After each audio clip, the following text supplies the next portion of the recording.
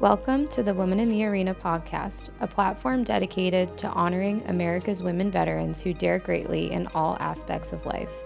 I'm your host, Sarah Scully. At Women in the Arena, we harness the power of storytelling to illuminate the human experience.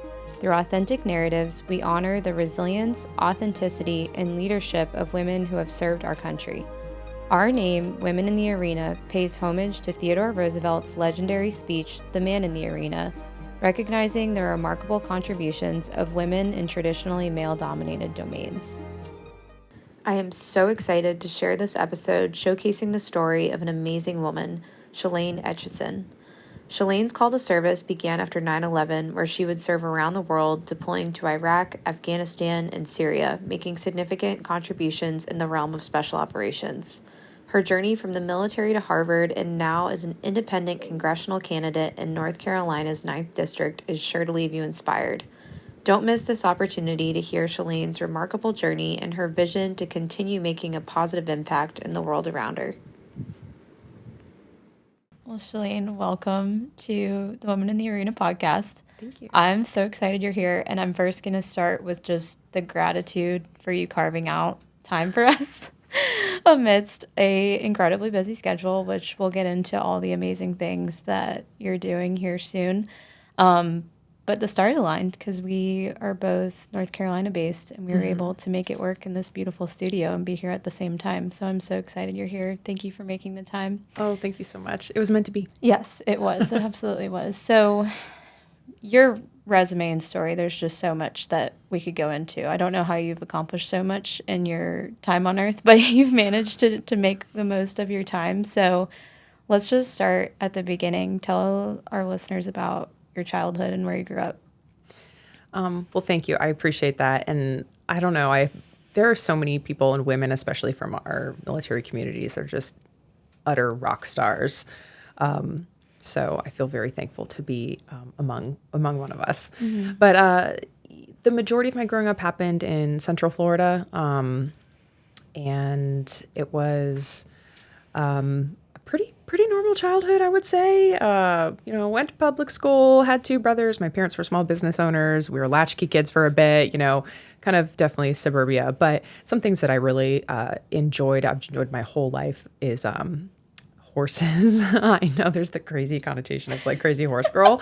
Maybe I'm a little bit of that, but I was really lucky that not too far from where we live, there was like a horse ranch, a horse trader. So they would get a bunch of horses from like the auction and it'd be like, okay, which ones are broke, which ones aren't, which are going to be used for, rides here and need to be resold. And so I just loved working with horses. And I think that also builds a little bit of like grit and courage and bravery and, being able to work and connect with the animals. 100%. No, there's definitely a connection between that and grit, hard work, getting your chores done with the horse and then being brave enough to get up. Oh yeah, tossing hay bales, like big sacks of grain, having to like pick horses' hooves and everything like that. So yeah, you gotta be kind of tough. Don't mind getting dirty. Yeah, awesome.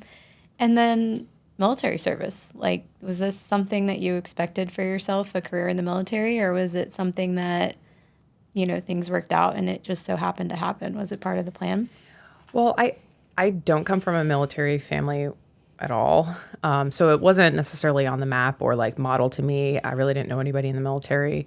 But 9/11 happened when I was in high school. I've always been really interested in kind of news, global affairs, and I was just really interested in our nation's response to that attack and felt like there was an intrigue to maybe get involved somehow. So I joined ROTC as an undergraduate, and it took me a little while to like accept that this is actually something I want to do. Again, I was in a sorority at the time. I was also doing like a minor in women's studies. All right, none of those things in that triple Venn diagram overlap but me. Yep. So it was a little bit of like, do I belong here?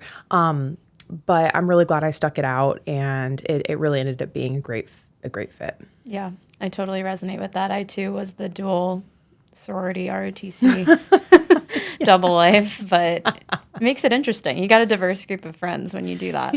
Awesome. Well, what led you to choose what you did when you initially entered the military? You were in the military police part of the Army and started as a platoon leader leading soldiers as a lieutenant.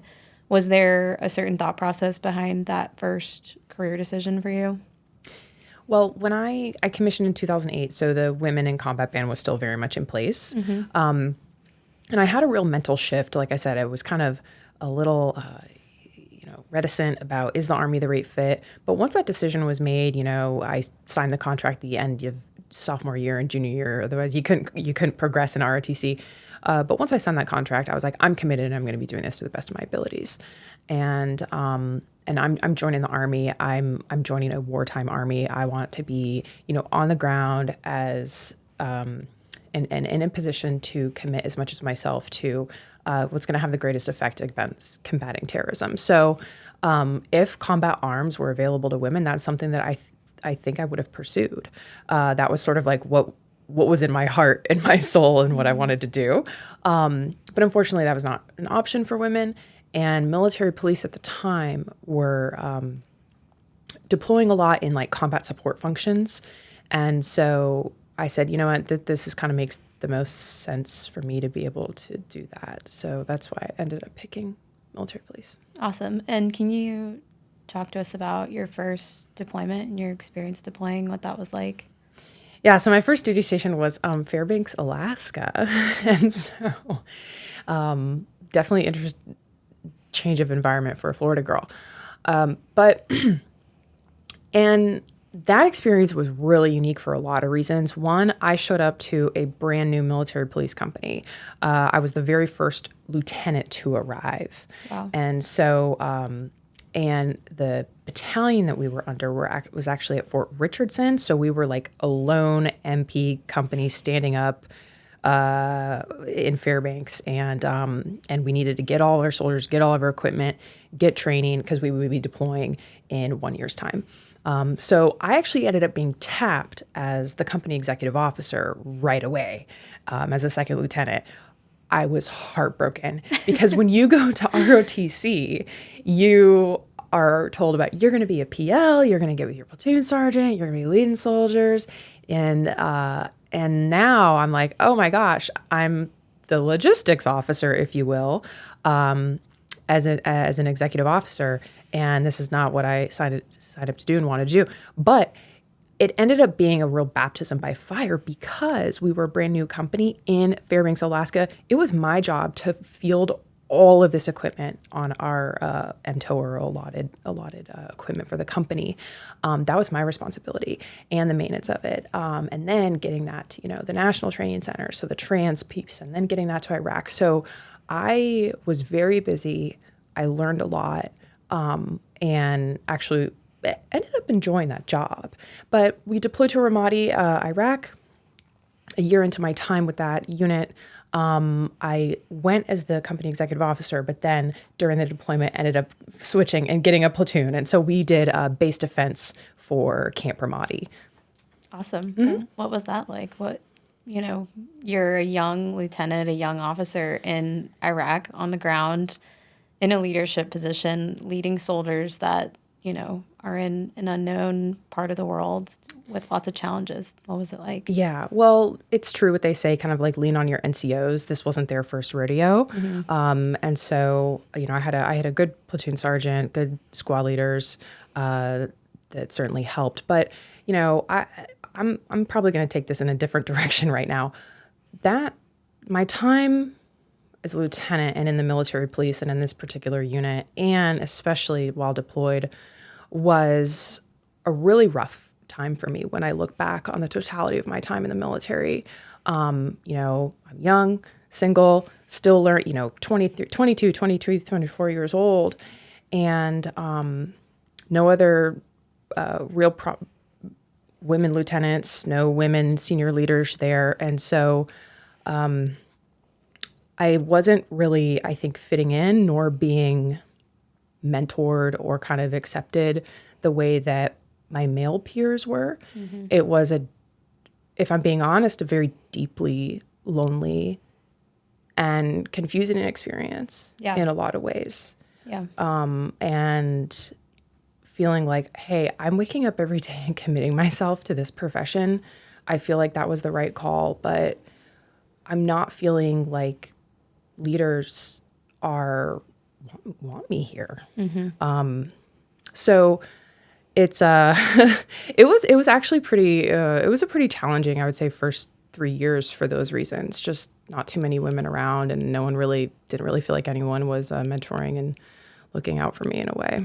Absolutely. And I think that unfortunately many women in male dominated industries can think back on times where we feel isolated, and you're in a new part of the world, new challenges every day in an exhausting environment, and to not feel like you have that support system it can be devastating. So, and the worst part is when you're young, you're new, there's still a lot to learn. There are people that are going to prey on you and know that you don't have that support system and you're isolated. And that's where you get into just that alarmingly high statistic of women in the military or male dominated fields being sexually assaulted, sexually harassed. I very, very quickly fell into that category and did not feel like I had anyone to turn to at all. Nor did I feel like if you use the channels of, going to IG or making certain complaints that would actually go anywhere. You kind of fear retribution and you don't want to rock the boat so early in your career. So it's funny because, we ended up doing a lot in special operations and that has its own challenges. But I think being, frankly, young, female, new in a male-dominated environment like the military is very, very rough. And that's why I think finding like people that are going to look out for you is very important. Absolutely. Well, thank you for sharing that. And that kind of leads us into my next question, which would be, you stayed for a good amount of time in the military on active duty. So what inspired you to stay and then continue on to your time in special operations after your first few assignments? Well, I think the universe works in very mysterious ways. So we got back from that deployment and as I just said, things were not going well. And being in Fairbanks, Alaska is very isolating. I was struggling and felt like I have a lot to offer. And I just hate that this is how things are unfolding for me. And it was at that time, and I said I was determined to get out of there. I was like, I need to find some other job somewhere. Like what, when can I move on? And it was a February morning, and I had a couple people all at once send me the all-rack, or it was it's an Army-wide message for the cultural support team program. And a couple people saying, Shelane, hey, this thing just dropped. I think you might be really good for it. And I remember being in the office and seeing just, women being recruited for, or screened, that was the word, to support the 75th Ranger Regiment in Afghanistan. And I remember being like, what? Right. We're not allowed to do things with, units like the 75th Ranger Regiment. We can't go to Ranger School. And I was, whether it was like desperation of wanting to have a better military story, the opportunity to contribute more in a meaningful way, and then frankly, a little bit of a chip on my shoulder, I said, I'm going to do this. Yeah. I'm going to do this. So, so put in the application very quickly. There was no mandatory I wrote extra letters and said, here's exactly why I think you should take me and all this stuff. And was pretty determined to be in that first group of CSTs. Awesome.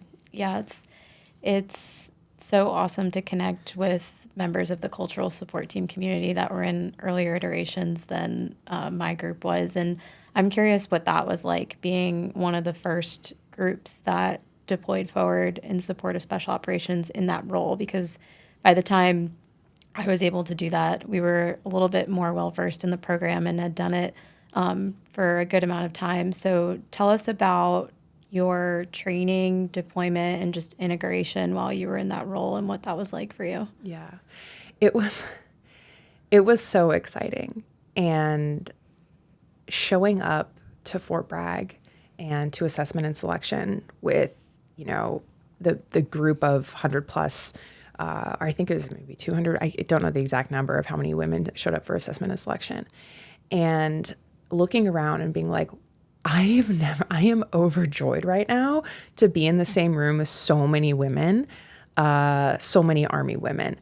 And again, I'm coming from a place where I felt like I was just isolated and didn't have anyone. I said, this is awesome. I was like, this is how the guys feel. They talk about, the camaraderie, the brotherhood and all this.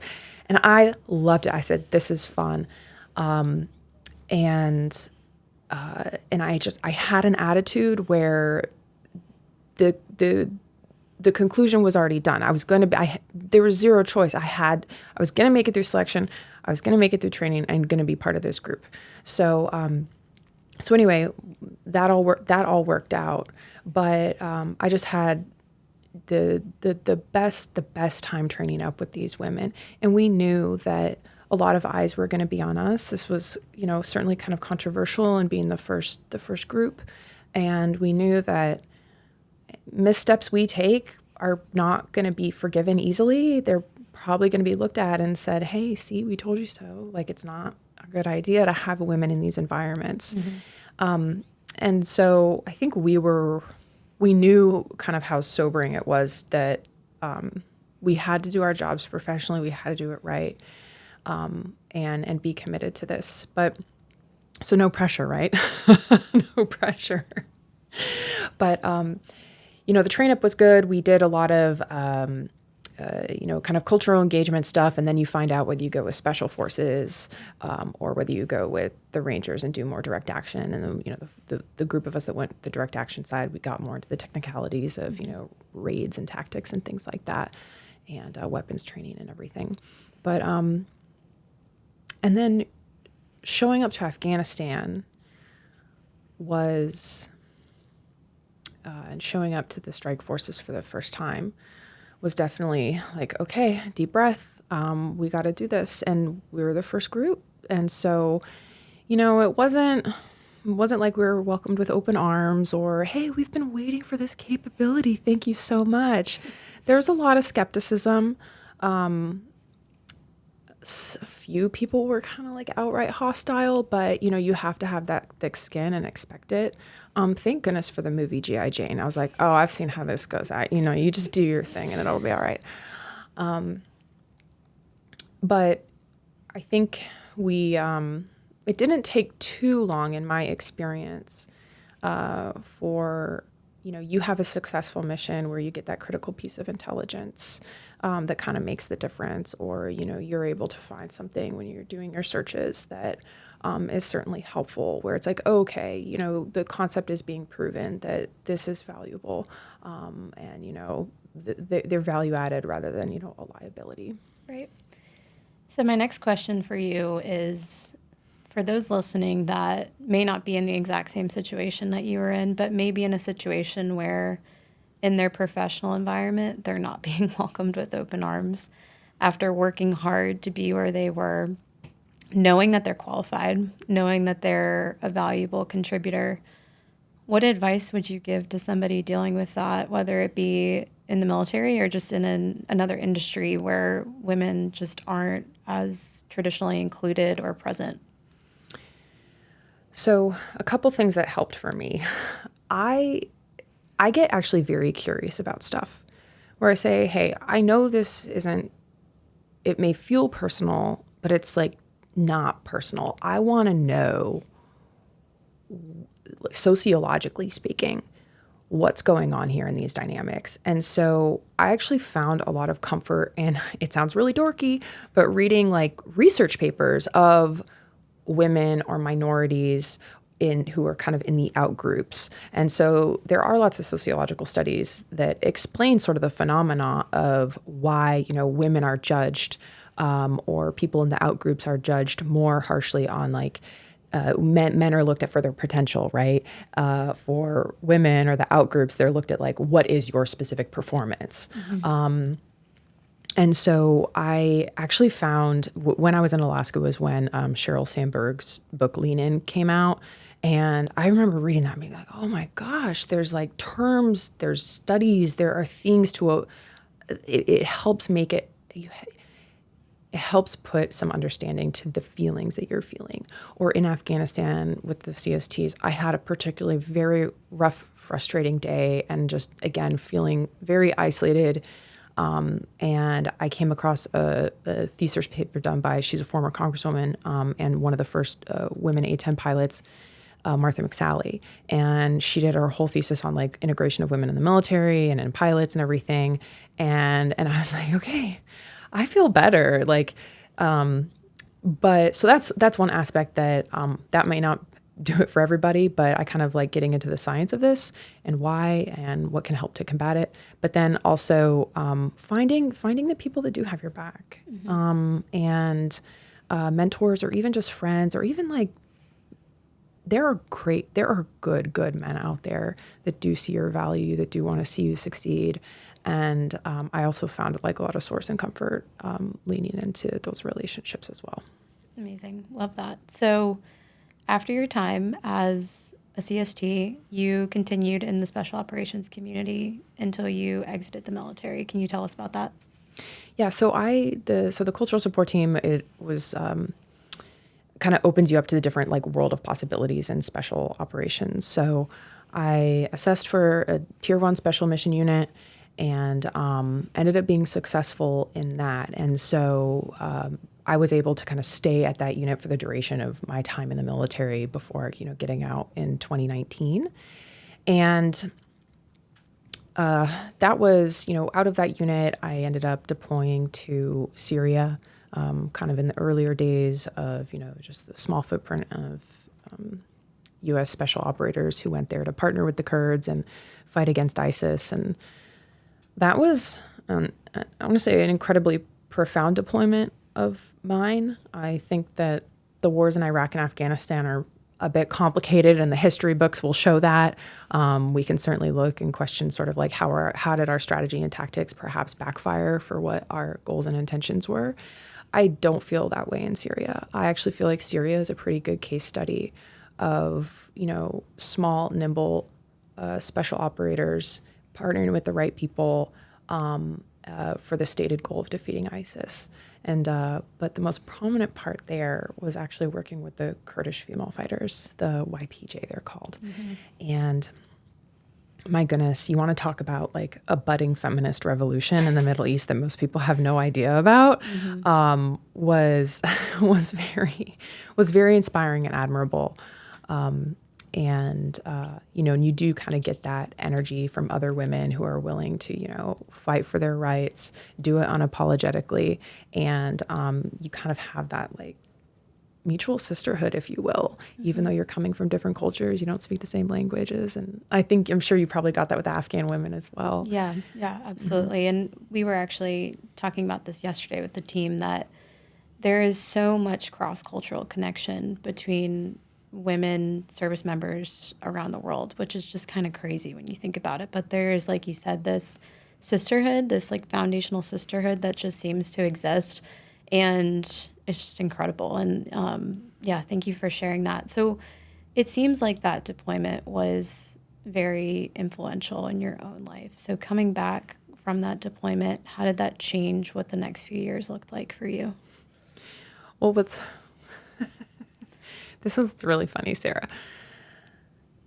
So I dug in my heels and did not want to leave Syria. I was kicking and screaming, and I said, I will spend the next 2 years here. I believe in this. I am all in. But we are owned by the U.S. government. We are owned by the Army. We do not always have that say. And so there were different priorities that, we were needing to deploy people elsewhere. So, okay, got it. Got my orders. Roger that.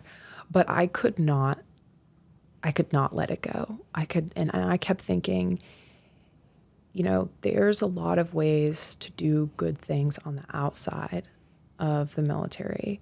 There's a lot of people that are able to work in places like this in different capacities and contribute in meaningful ways. And so it seems kind of unorthodox, but that kind of planted the seed on Shelane. Maybe, there might be some merit in getting out and you can find your way back here or do meaningful work on your own terms.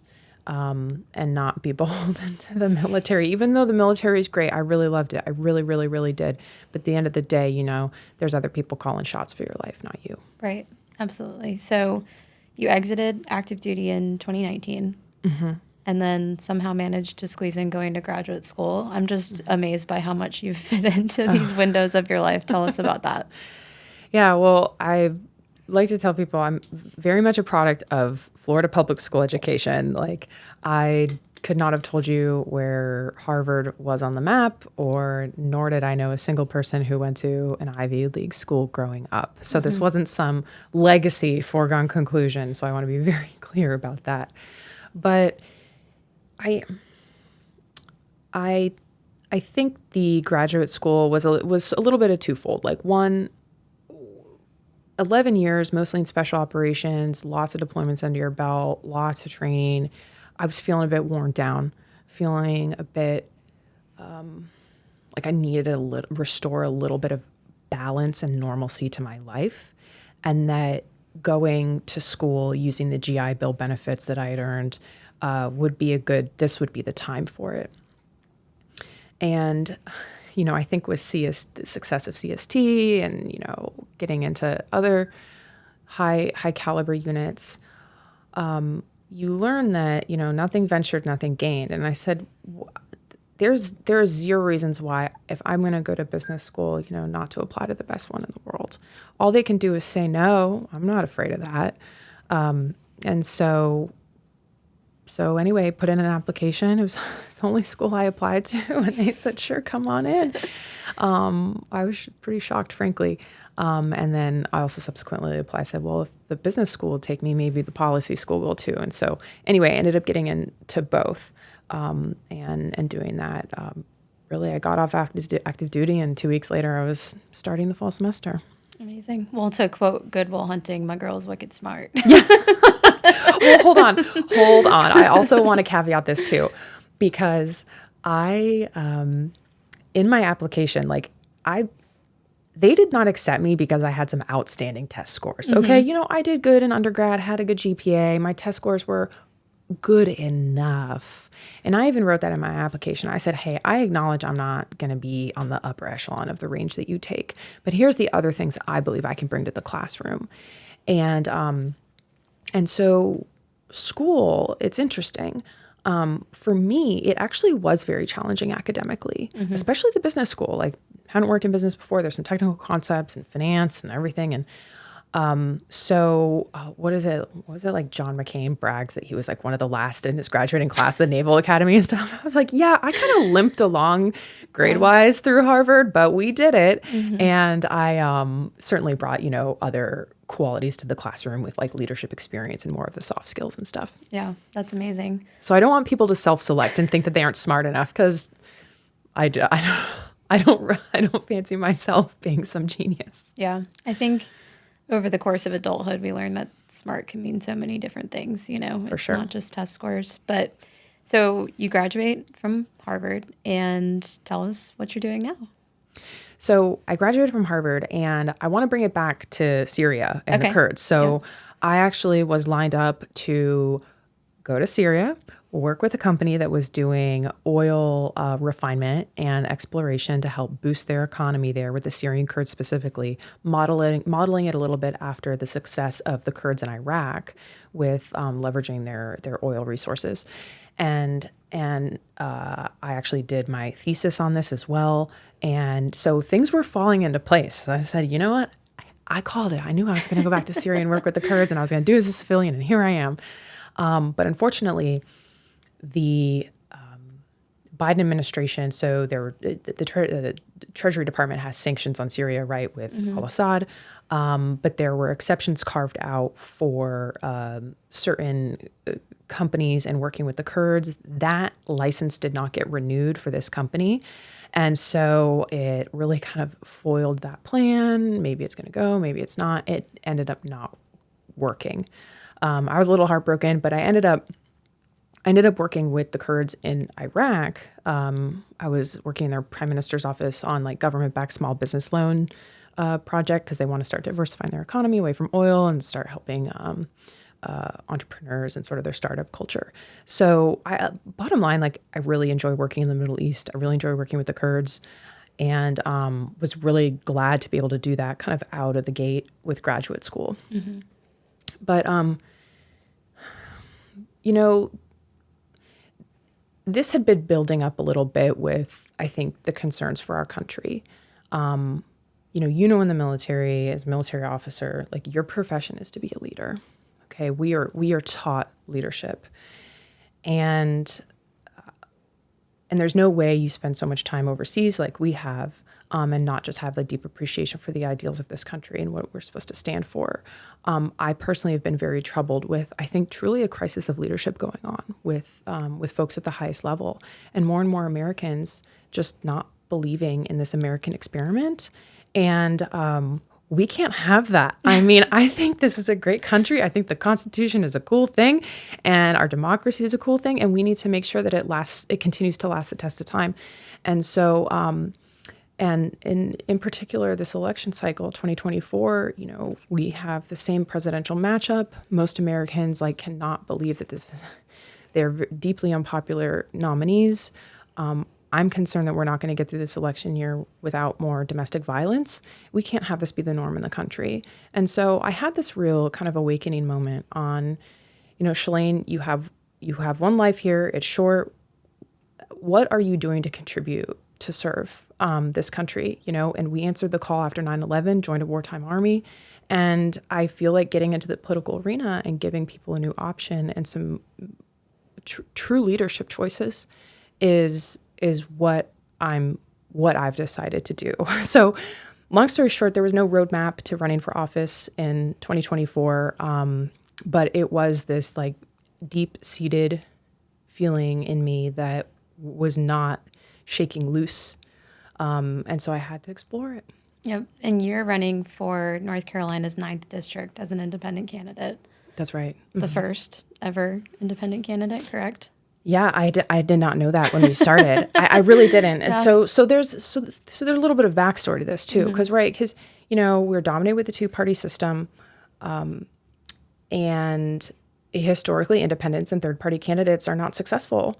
If they are, usually it's kind of on the local level, and there's some name recognition, okay, but not when it comes to getting elected into Congress. And so, but in North Carolina, in particular, is heavily gerrymandered right now to favor Republicans. Gerrymandering helps in other states that favor Democrats, right? So I'm not coming at this from a partisan light, but it would be really difficult to run as a Democrat against the Republican incumbent in my district and be successful. So that's one thing that you kind of was like, yeah, maybe running as an independent is the better angle. I know it's different, but let's consider this. But then also, I'm doing this because I want our country to start healing our divisions and getting back on track. And I don't think doing it within the current apparatus of politics as usual is going to help that. I want to help the problem, not continue the problem. And so more and more Americans than ever are identifying as politically independent. In fact, they're the plurality of voters across our country. They make up 35% of the electorate in my district in North Carolina. And if there's ever a time for people to start standing up and saying, we need more independent candidate options, I think it's now. I think it's 2024. And so we took a leap of faith, decided to do it this way. We had to go through this gnarly petition process. We had to get thousands and thousands and thousands of signatures. No guarantee that'd be successful. It was successful. And then come to find out, the state said, great, Shelane, your signatures are valid. Oh, by the way, you're the first person to ever accomplish this in North Carolina. So, we're pretty proud of that. And we're just, all right, we're still moving full steam ahead. Well, I have so many questions about this, but I'm going to start with, you talked about healing divisions in our country. What does that look like for you? I think leadership. It comes down to leadership. When you have the talking heads on the TV or the people in our Congress that are not even talking about the issues and how they're going to start solving them, they're just blaming, they're getting people worked up, they're fear tactics. That is creating division. And it's a poor example to the people here. And so it starts with leaders who are going to actually start displaying, working with other people, looking at them as Americans first, not you're part of the other political party, so I don't have time for you, or you're even the enemy. I mean, it's gotten so toxic. So it's about leadership by example. Mm-hmm. I love that. And then what are your priorities as a candidate? What are your, top things that you're campaigning on and advocating for right now? Well, there's a lot of the issues that we hear about, okay, people need to start rolling up their sleeves and getting to work on. Affordability is a huge issue, right? So when people are piecing together, 3 different minimum job paychecks to just like meet their monthly bills, with not a dime to save for, children's education or their retirement, that's not good for our country. So many people are living off of credit cards right now and a massive credit card debt. That's not good for our country. You want to talk about reforming the immigration system, working a lot with Afghans, total headache. We know about that. Or securing the border. There are a lot of these issues that we hear politics campaigning on. They're valid and they need to get addressed. How I am differentiating myself though is how do we we need to start electing different leaders to Congress that are structurally going to start changing our system for the better. Because right now it's just and so that looks like, how do we make our democracy more of a representative democracy? How do we root out corruptive practices so that our politicians bring back the alignment to serving the voters that put them there and not donors or special interests? It's how things are structured right now, and it's not working for us. So those are the things I talk about. What electoral reform? So I am running off that. Electoral reform regarding fixing gerrymandering. We need to have competitive districts. We need to have competitive elections. Just like we need to have competition in our free market economy, we need to have that in politics. And it's frankly criminal that the majority, I think it's like 80% of congressional races are not even competitive. Mm-hmm. Yeah. And 95% of incumbents get reelected, but you want to know the approval rate of Congress? It's about 15%. Low. Make it make sense, Sarah. Right. Make it make sense. So the system's broken. We need to have structural systemic changes. And so all these other issues need to get fixed, but we need to start talking about the underlying issues to actually make government work for us again and our representatives actually representing the people that vote and put them there. I think 2 things. One, I love that you are a doer and a changer and a shaker, and you're not just talking around the issue, because I think as citizens and even people in leadership, we can get stuck doing that, just complaining about the system, but not looking at it from the ground up and saying, okay, how can we just shatter this and restructure it? So I think that's fantastic, going to the root of the issue. What has your campaign journey been like? Are you sleeping? Yeah, I'm sleeping. I do like to say, I feel like cognitive decline is a real thing. Where I'm like, I used to read so much more. I had time for that. Now you're just trying to like survive and keep through. But we are, like you said, we are just doing. Okay. Everything about this race is experimental, and we are taking one foot in front of the other. And so far, we keep walking, and we are going to be running. And so it started with the decision to even do it this way, to be brave enough and courageous enough to do it this way, despite kind of the naysayers and all the things. But I have a good team and some people around me that believe in this. And then getting the petition done, I mean, that was huge. And like I said, it's never been done before. Now we have a team of people that are rallying around this movement, if you will, and the message that it's sending to, and we have been getting great attention all across the state of North Carolina, been on lots of, media spots and national attention as well. And so it's just a matter of being willing to run this campaign as doing it flexibly, okay? And whatever doors open and leads take us, we're going through. Okay.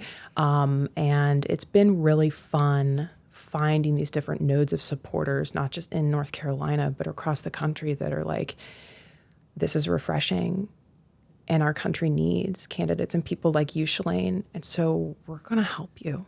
We're going to do what we can to help you. So that's kind of how we've been running this campaign. So we'll see. I'm so proud of where we've taken it so far, and we've still got like 5 more months or so until Election Day. Amazing. Shelane, what advice would you give somebody who wants to get involved in politics but doesn't know where to start? I mean, we talked about earlier humble beginnings and having a normal childhood. And I think growing up, at least for me, I would never think it's possible for me to do something like this. You see people on TV and you think, oh, they're different than me. I could never be doing that. How did you start? What advice would you give to someone that wants to be a doer or a shaker and change the system, but is truly, starting at the start line of a marathon and doesn't know how to take the first step? Well, I think mindset is a big thing, and you have to inherently believe that the people that are the people that are doing these things, whether it's in politics or something else that you want to go after, they're just people too. And there's nothing that inherently makes them more qualified or better for you to pursue something. And I think actually intuition is a really, really strong guiding thing, because on paper, if you were to go to some, I don't know, consultant on how do I get elected to the House of Representatives, they would say, okay, Shelane, well, you need to pick a party. You need to pick the right district. Maybe in 2020, you make connections now. In 2026, you run for, state office. And then in 28, you do this and then, okay, like that's sure. If some people feel more comfortable with some structure and all that stuff, okay. But I think that if you feel passionate and convicted about doing something, that passion and conviction is such a key driver. And you just have to trust yourself and be humble too and find the right people around you. So I actually wouldn't be doing this. I had a lot of conversations with people in North Carolina politics, introducing myself and, seeing who might be a good fit or want to help me out. And I feel so blessed that I found someone that we really are willing to take risks, and we work great together. He's been just a great advisor for me and a teammate. And so if you feel passionate about doing something, like, don't let people, put that imposter syndrome aside, find the right people that are going to be in your corner and just unapologetically go for it. And don't be afraid to fail. And people say that all the time. Like, I'm not really afraid to fail. I'm not afraid to be told no. And it's kind of hard to embarrass me. Like it is. Like, just don't, Yeah. And you just gotta have a thick skin, not take things personal, and just like, do you. Absolutely. Do you. Yep. Do you think you've always been that way, or do you think that fearlessness and being comfortable with failing is something that's evolved over time? I think it's evolved. I think it's a little bit of both. Okay. That's kind of the whole like nature nurture thing. Mm-hmm. I do think that I've just kind of inherently like to live more of an adventurous life and a bold life. But with maturity and age, you do get kind of more comfortable in your skin. And you do kind of realize like, oh, these critics, these naysayers, like, who cares? It's not their life. It's mine. Who cares? Because for everyone that you hear from that, you're going to have other people, rooting you on. So I think it's a little bit of both, perhaps, innately who you are as a person, and then cultivate it over time. Absolutely. I love that. Well, I think that this is a perfect example of being a woman in the arena, being in the midst of all these things going on, and just not being afraid to fail, not listening to the people that are sitting on the sidelines talking instead of doing, having something to say about what you're doing. So we applaud you for all of that and for living a life that way, because it hasn't just been this chapter. It's been so many chapters of daring greatly and just saying, I'm going to try this out and see what happens. So my last question for you would be, do you have a woman in the arena in your life, a woman that has inspired you to either pursue an earlier chapter when you first began your career, or maybe somebody that encouraged you to get involved in politics, or just encouraged you to be an authentic version of yourself? Well, I think sadly, we're getting better, but sadly, so much of our media, pop culture stories still kind of lack that female heroine. And many of that has come from kind of fictional characters. So I remember, it is going to sound silly, but I stand by it. I remember going to the movie theaters with my best friend. Maybe we were in middle school or like freshman in high school. I can't quite remember. And watching Legally Blonde. Yes. I love where this is going. I mean, Elle Woods has stood the test of time with her character on, you know what? You can be feminine and happy and bubbly and say things, you know, and pursue things like Harvard Law School. Because what? Like, it's hard. And, you know, obviously a lot of people thought she was a joke and treated her like that. But she just kept going and doing her thing. And so I actually, and you still have women at graduation ceremonies in 2024 with like Elle Woods quotes on their graduation cap. And I didn't really make the connection with Harvard, but I actually do think, I was like, somewhere deep in my subconscious, Yes. Legally Blonde is in there somewhere. Yes. And so I think she's just an amazing fictional character that has inspired a lot of women. I love that movie. So yeah, Elle Woods is a woman in the arena that did it. Absolutely.